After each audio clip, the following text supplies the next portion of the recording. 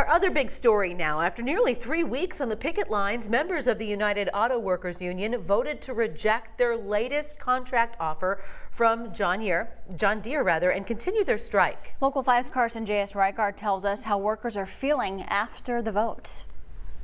That vote was close. In Des Moines' UAW Local 450 chapter, a majority of members actually voted to approve the contract, with 51% voting yes and 49% voting no. Nationally, the votes shifted only slightly in the other direction, with 55% of members voting to reject the contract. I feel like the company is in a position where this 3 weeks hasn't hurt them at all because of the part shortages. So it needs to go on longer.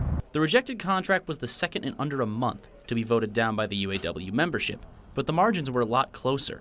90% of members voted against the first contract offered on October 6th. Although it included a wage hike, additional retirement options, and kept all employees eligible for the pension program, workers weren't totally satisfied. But they still took note of the improvements.